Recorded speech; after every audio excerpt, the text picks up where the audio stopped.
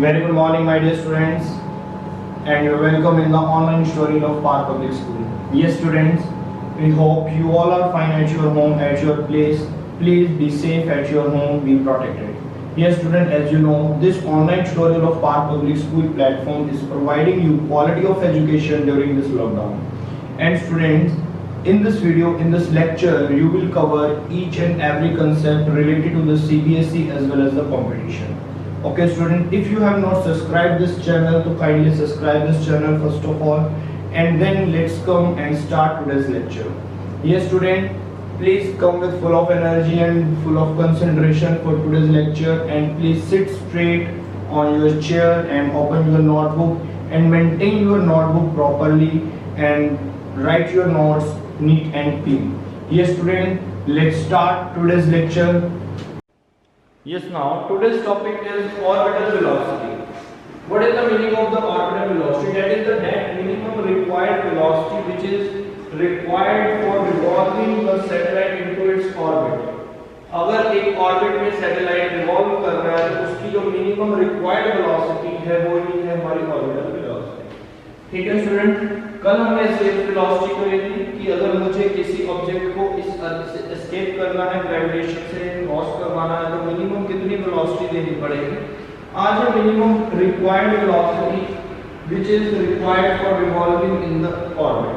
ठीक है, अब रिक्वायर्ड जो ऑर्बिटल वेलोसिटी है तो हम सब जानते हैं, हम पढ़ चुके हैं कि अगर कोई भी ऑब्जेक्ट सर्कुलर मोशन करता है तो उसको एक फोर्स की रिक्वायरमेंट है.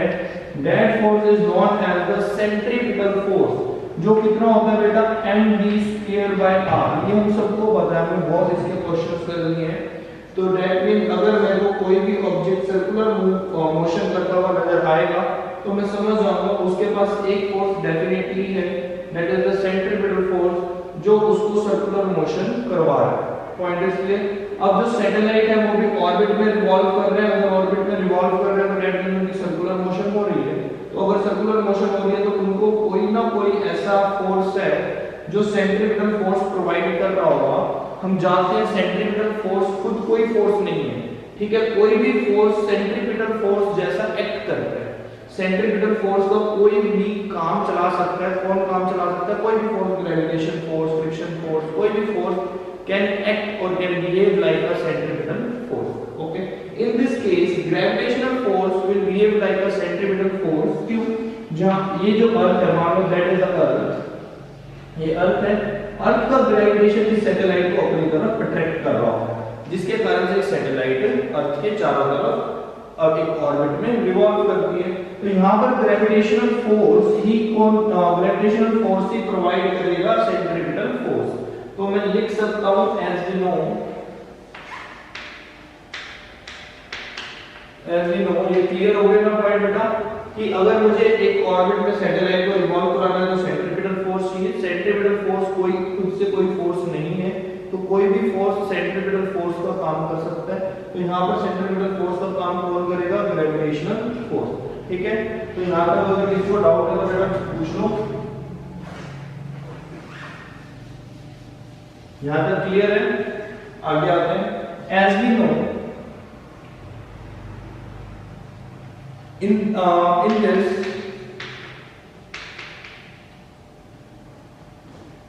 centripetal force,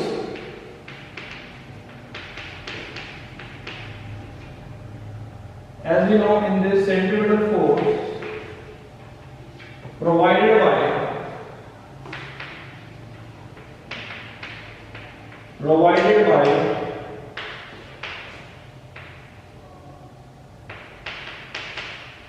gravitational force. ठीक है, तो ये लाइन सभी लिख लेंगे.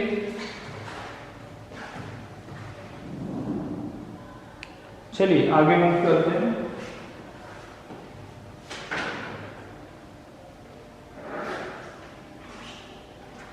अब सेंट्रीपिटल फोर्स को प्रोवाइड कौन कर रहा है? ग्रेविटेशनल फोर्स प्रोवाइड कर रहा है. तो अभी मैंने तुम्हें सेंट्रीपिटल फोर्स का फॉर्मूला बताया था, mv²/r.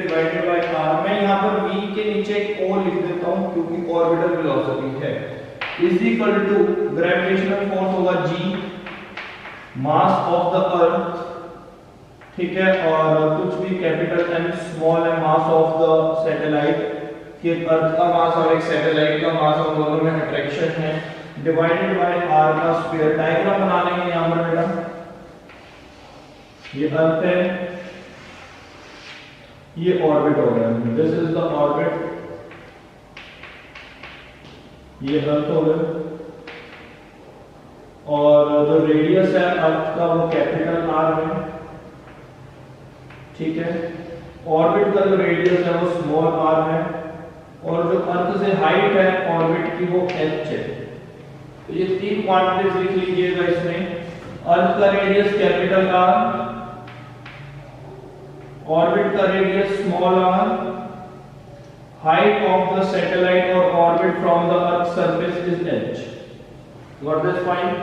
चलिए आगे सॉल्व करते हैं। स्मॉल एम से स्मॉल एम कैंसिल आउट हो जाएगा, एक आर से एक आर कैंसिल हो जाएगा, तो v square not is equal to gm by r आ गया, ठीक है। कल भी मैंने तुम्हें एक रिलेशन लिखवाई थी यहाँ पर, but small g is equal to gm divided by r square, ये रिलेशन था। तो ये हो जाएगा बेटा क्या, this implies gm is equal to gr square. तो इसको पुट कर देंगे gm के प्लेस पे gr स्क्वायर को पुट करो बेटा, v not square is equal to gm की जगह आएगा gr square divided by small, ये आएगा। किसी को कोई डाउट है यहाँ तक तो बेटा पूछ सकते हो। यहाँ तक क्लियर है सभी को? से यस और नो करिए। चलिए बबन यहाँ आंसर कर रही है।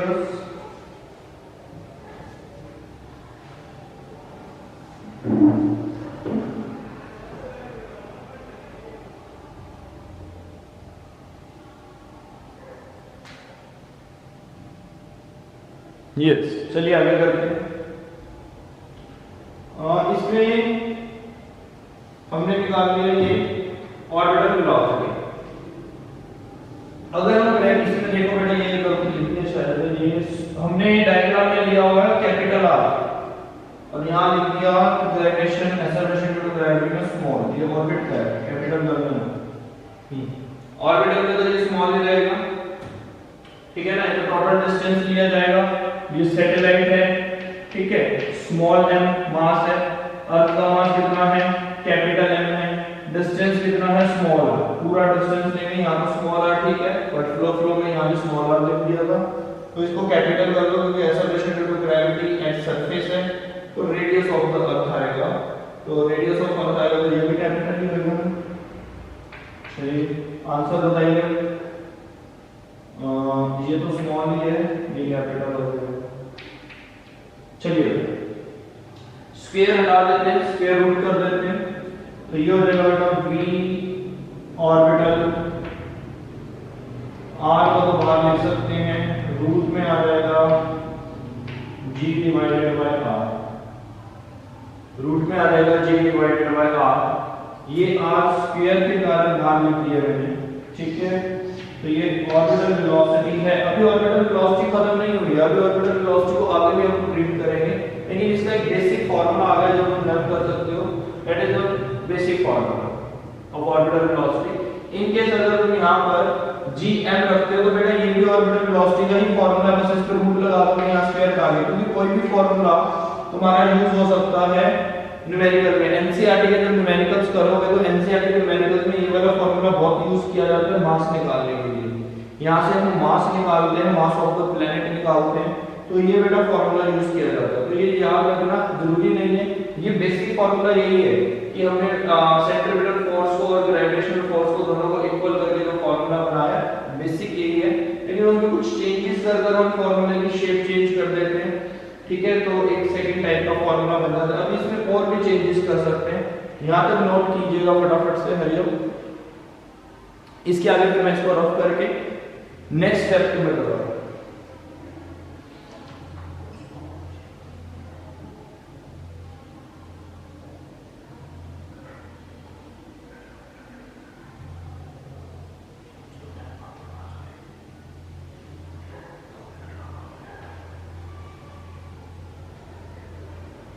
हो गया बेटा, लिख लिया सबने? चलिए कर दो रफ इसको।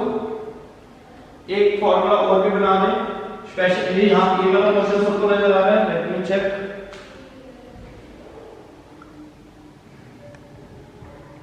चलिए ठीक है, देखिए लो बेटा यहाँ पे स्पेशल केस, इसको बेटा स्मॉल आर को मैं चाहूँ तो कुछ और भी लिख सकता था। स्मॉल आर को देखो यहाँ पर, देखो डायग्राम में स्मॉल आर किसके बराबर है? Radius of the earth plus H, तो कैपिटल आर की फॉर्म में भी लिख सकता हूँ मैं स्मॉल आर को। से ये सुनो, इसी को आगे देख लो एक बार, स्पेशल केस में नहीं, इसी में जस्ट डायग्राम के अकॉर्डिंग लिख दो उसको, अगर लिखना चाहते हो तो जी आर प्लस एच, तो ये भी हम लिख सकते हैं इसको आर प्लस एच। आर क्या है? Radius of the earth, H क्या हाइट है, ठीक है, तो स्मॉल आर क्या है? कंप्लीट, ये तो रेडियस ऑफ ऑर्बिट है ना, कंप्लीट है, स्मॉल आर को भी लिख सकते हो। चलिए, और तुम्हें बेसिक फॉर्मूला मैंने बता दिया। अब एक स्पेशल केस करते हैं, अगर ये सैटेलाइट, स्पेशल केस में लिखिए क्या, if satellite is near to earth, बेटा हमारे पास दो टाइप की सैटेलाइट्स होती हैं, एक बहुत दूर होती हैं अर्थ से और एक पास होती हैं, अर्थ के नियर टू द अर्थ होती हैं। तो जो सैटेलाइट्स हमारे अर्थ के नियर हैं, तो उसमें हम ये वाली जो हाइट है ना बेटा, ये वाली जो हाइट है, इसको नेग्लिजिबल कर देते हैं। तो उस केस में h क्या हो जाता है? h जो होता है अप्रॉक्सीमेटली हम 0 कर देते हैं। जब h 0 हो जाएगा तो बताइए फिर ये वाला फॉर्मूला क्या बन जाएगा? तभी मैंने इससे ये फॉर्मूला बना दिया यहाँ पे कि तुम्हें क्लियर हो जाएगा। v नॉट इक्वल टू, इस आर पर ले जाता हूँ रूट के, तो g r square divided bye, अब h नहीं लिखना, कैपिटल R, तो एक r कैंसिल हो जाएगा, ठीक है, तो कितना आ जाएगा? Root g into r।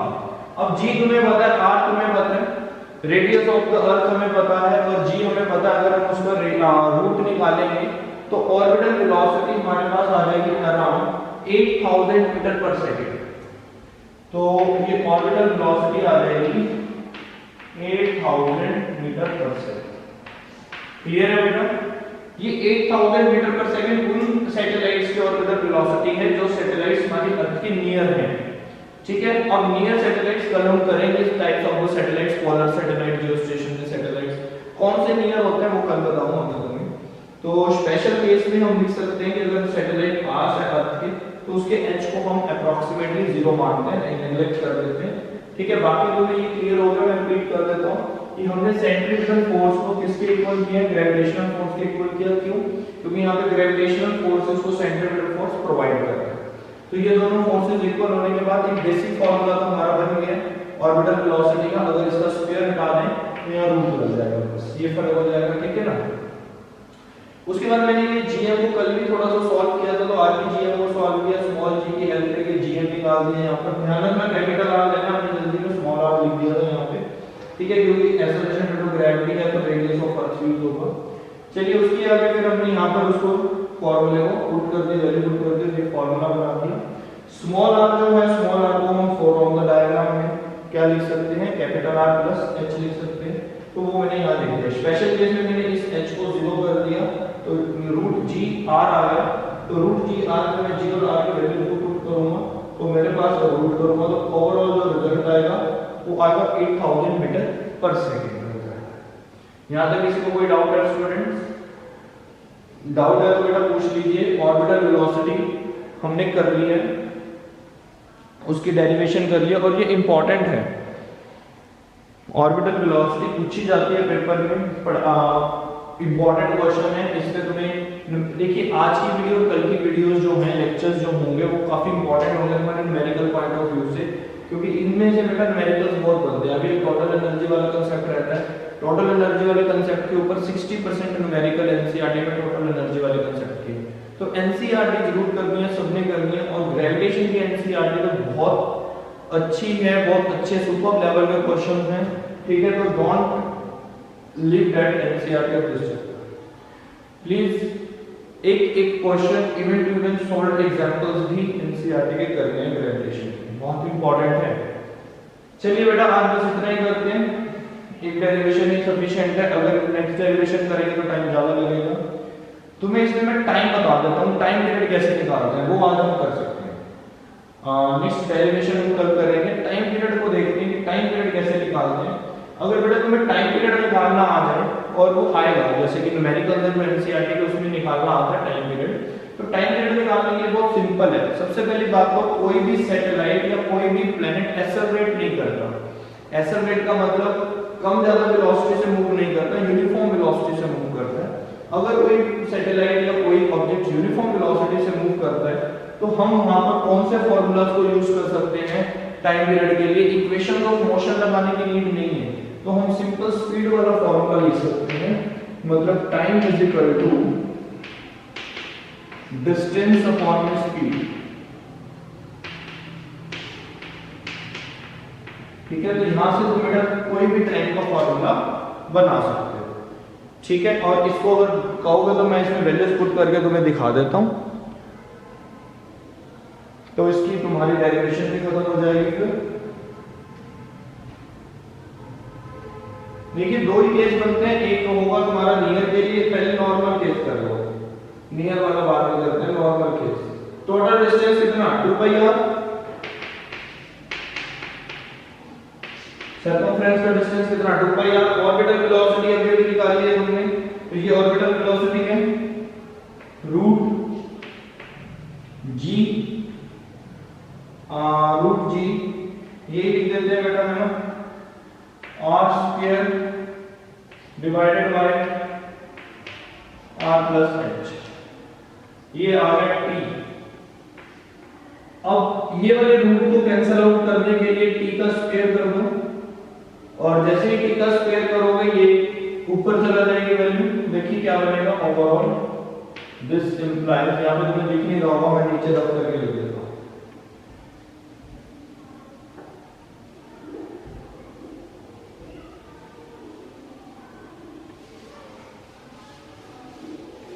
देखिए बेटा T square is equal to 2πr, ठीक है।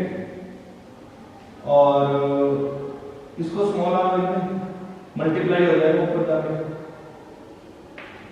इसको स्मॉल आर इसलिए लिख देते हैं क्योंकि ऊपर भी स्मॉल आर आ रहा है ना, मल्टीप्लाई हो जाएगा। तो ये आ गया हमारे पास जी r² डिवाइडेड बाय r, ठीक है।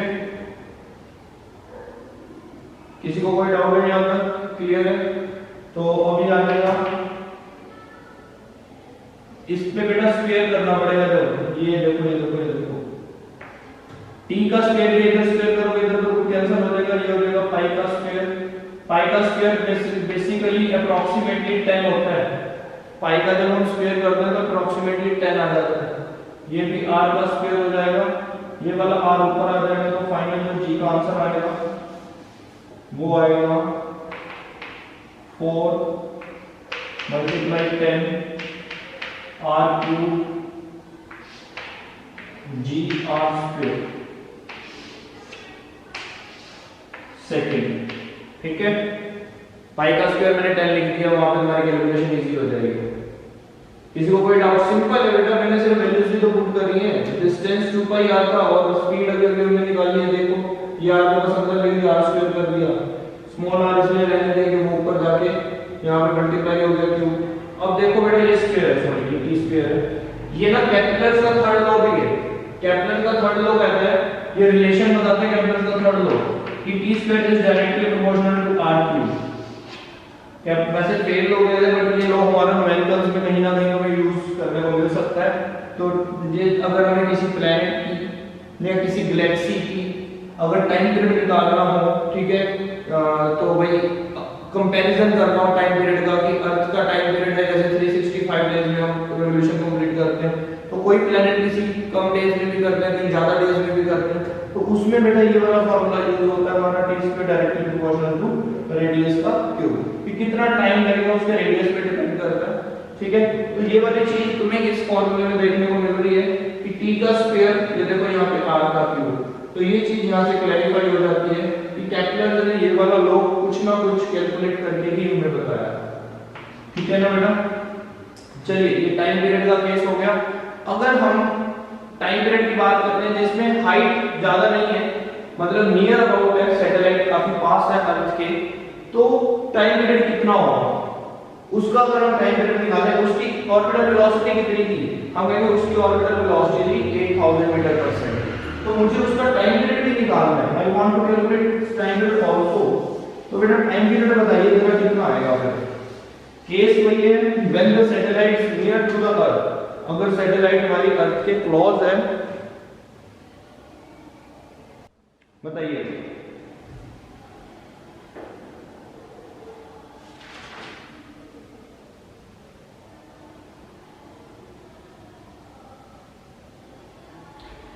h को 0 कर लो और आंसर आ जाएगा।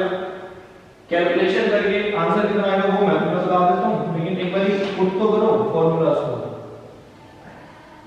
क्या है फॉर्मूला देखना, अब 2 पाई r, ये वाला जो r है ये कैपिटल R में बदल जाएगा, क्योंकि तुमने जो ऑर्बिट लिया वो इतना क्लोज है अर्थ के कि उसका जो h है वो हमें लेने की जरूरत नहीं है। ठीक है ना, तो टाइम पीरियड क्या हो जाएगा बेटा 2 पाई कैपिटल R हो जाएगा। ठीक है, बाकी वो स्क्वायर वगैरह मैं स्टार्टिंग से ही कर देता हूं, ये लोग ज्यादा टाइम नहीं लगाते। t square is equal to, यहां से देखो t square is equal to 4 pi square r की जगह क्या हो जाएगा कैपिटल R का square divided by g r square, ये भी कैपिटल R हो जाएगा, तो ये वाला कैपिटल R ऊपर जाकर मल्टीप्लाई हो जाएगा, तो ये बचेगा 4 pi square multiply r cube divided by g r square, ये कैंसिल आउट हो जाएगा। तो टाइम पीरियड कितना आ जाएगा बेटा यहां पर t square is equal to 4 pi square कितना होता है 10, पाई स्क्वायर 10 हो गया, हमारे पास रहेगा into r divided by g, ये रहेगा। जब इसे सॉल्व करोगे तो बेटा अप्रोक्सीमेटली 80 मिनट आएगा, 80 मिनट आंसर आएगा इसका, अप्रोक्सीमेटली 80 मिनट आंसर आएगा। ठीक है स्टूडेंट्स, चलिए बेटा आज हमने ऑर्बिटल वेलोसिटी कंप्लीट कर लिया। ठीक है, दोनों केसेस कर लिए, जो satellites far from the earth है और जो satellite near to the close to the earth है, उनके लिए भी हो गया। टाइम पीरियड निकालना सीख लिया, सिंपल फार्मूला लगेगा, टाइम पीरियड में सिंपल फार्मूला रहेगा, तो ये सारा कुछ क्लोज वाले में ये जो स्मॉल r है कैपिटल R में कन्वर्ट हो जाएगा, क्योंकि radius of the earth he consider होगा, h कंसीडर नहीं होगा। ठीक है स्टूडेंट्स, चलिए आज इतना ही करेंगे बेटा, take care and have a nice day students.